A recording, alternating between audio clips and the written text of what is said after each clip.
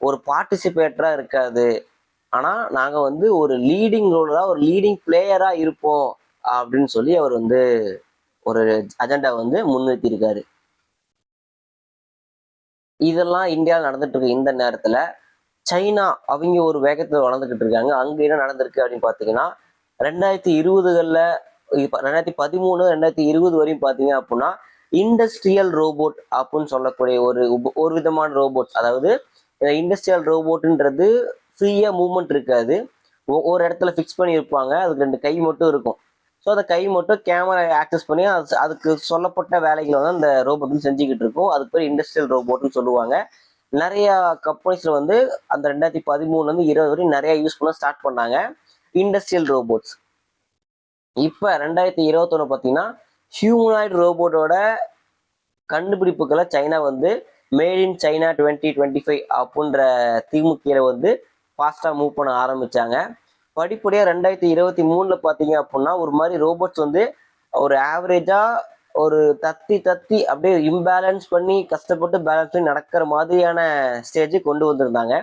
2025 சின்ன சின்ன மூமெண்ட்ஸ் கை காலை தூக்கி ஒரு ஒரு சிம்பிளரான ஒரு டான்ஸ் மூமெண்ட்ஸை ஒரு எக்ஸசைஸை வந்து செஞ்சு காட்டுற மாதிரி சைனாவோட முக்கியமான ஒரு டே, அதாவது ரிபப்ளிக் டே நினைக்கிறேன், அவங்களோட சுதந்திரம் வாங்கின தினத்தன்னைக்கு அந்த ஸ்டேஜ் பர்ஃபார்மன்ஸ்ல அந்த ரோபோட்ஸை வந்து பார்ட்டிசிபேட் பண்ண வச்சிருந்தாங்க. பட் ஃபாஸ்ட் ஃபார்வர்ட் பண்ணி பார்த்தா இன்னைக்கு 2026 சுதந்திர தினத்தன்னைக்கு வந்து குங்ஃபு அண்ட் கராத்தே மார்ஷியல் ஆர்ட்ஸை இந்த ஹியூமனாய்டு ரோபோட்ஸ் வந்து டெமான்ஸ்ட்ரேட் பண்ணி காமிச்சிருக்கு.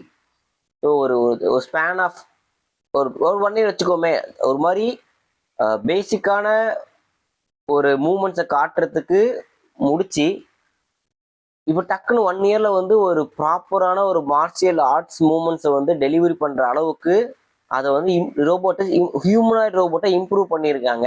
பட் இன்னும் 1 இயர்ல போச்சு அப்படின்னா இன்னும் என்னென்ன கெப்பாசிட்டிஸ் அதுக்கு இருக்கும், என்னென்ன விஷயங்களால் அதை பண்ண முடியும்னு வந்து ரொம்ப ஆச்சரியமா இருக்கு. ஸோ ஒரு காலத்துல வந்து பார்த்தீங்கன்னா ஏஐல வந்து இல்லை இந்த ஏஐ ரோபோட்டிக்ஸ் மற்ற விஷயங்கள்லாம் வந்து பார்த்தீங்க அப்படின்னா China, Germany, Europe union, America இவங்கெல்லாம் வந்து லீடிங்ல இருந்தாங்க.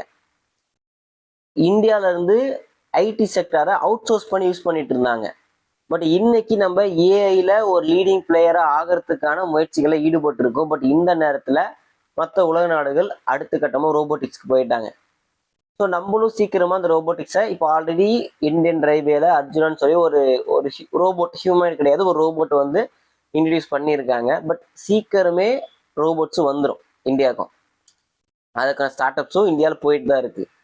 ஸோ சைனால ஒரு வருஷத்துக்கு 5000 பேட்டர்ன்ஸ், ஹியூமனாய்டு ரோபோட்ஸுக்கு மட்டும் 5000 பேட்டர்ன்ஸ் வந்து ரெக்கார்ட் பண்றாங்க. நம்ம லிஸ்ட்ல இல்லை, நம்ம ரொம்ப கம்மியாக தான் இருக்கும். ஆனால் நம்மளும் சீக்கிரம் விரைவில் இந்த லிஸ்ட்ல ஒரு நபரா ஒரு லீடிங்கான ஒரு பார்ட்டிசிபேட்டரா வருவோம். ஆனால் இந்த ஏஐயும் இந்த ரோபோட்டும் சேர்ந்தா எந்த அளவுக்கு விளைவுகளை கொடுக்கும் அப்படின்னு வந்து சொல்றதுக்கு கணிக்கிறதுக்கு ஒரு சின்ன எக்ஸாம்பிள் என்ன அப்படின்னா, ஒரு நபர் வந்து ஒரு ரோபோட் டாக் வந்து ரெடி பண்ணியிருக்காரு. ரெடி பண்ணிட்டு அதுக்கு சின்ன சின்ன கமெண்ட்ஸ் எல்லாம் வந்து கம்ப்யூட்டர் வந்து அவர் கொடுக்குறப்ப ரோபோட் டாக் பண்ணியிருக்கு. அந்த ரோபோட் டாக்கு வந்து ஒரு கில் சுவிட்ச் வச்சிருக்காரு. அதாவது அந்த கில் சுவிட்சை ஆன் பண்ணாங்க அப்படின்னா ரோபோட் ஷட் டவுன் ஆயிடணும். அதுதான் அந்த கில் சுவிட்சுக்கான அர்த்தம். இவர் வந்து அந்த ரோபோட் டாகை அட்டானமஸா ஒர்க் பண்ண வைக்கணுன்றதுக்காக கார்க் ஏஐ வந்து பார்த்தீங்க அப்படின்னா அது கூட ஆட் பண்றாரு, ரோபோட் டாக் கூட ஆட் பண்றாரு. அந்த ரோபோட் கூட ஏஐ ஆட் பண்ணதுக்கு அப்புறம் அந்த ஏஐக்கு என்ன கமாண்ட் கொடுக்காரு அப்படின்னா, வீட்டை எப்பயுமே வந்து ப்ரொடெக்ஷனுக்காக ரவுண்ட்ஸ் வந்துட்டே இருக்கணும் அப்படின்னா, பாதுகாப்பு சுற்றுப்பயணம் வரணும் அப்படின்றத அந்த ஏஐக்கு அந்த கமாண்டர், அந்த ஹியூமன் கொடுத்த கமாண்ட். எப்பப்பெல்லாம் இதை வந்து கண்காணிப்புல இருக்கிறப்ப எப்பப்பெல்லாம் இவரை நோக்கி இவர் ஒர்க் பண்ற டேபிள் நோக்கி வருதோ அப்போ வந்து அவர் வந்து அந்த கில் சுவிட்சை வந்து ஆன் பண்ணியிருக்காரு.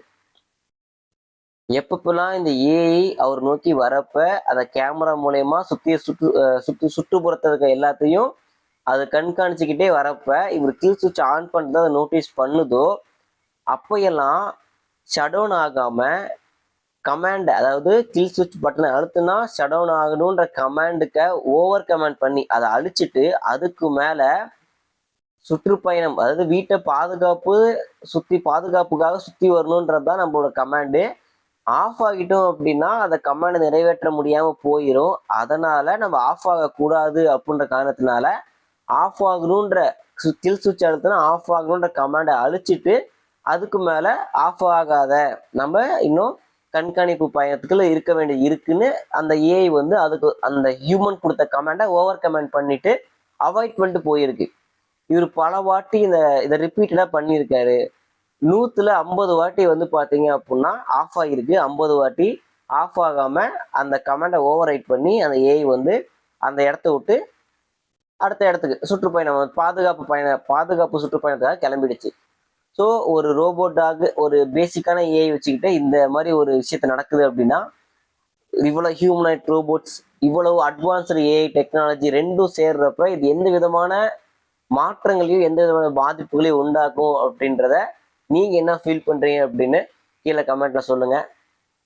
இதே மாதிரி இன்னொரு நாள் இன்னொரு சந்திக்கலாம். நன்றி.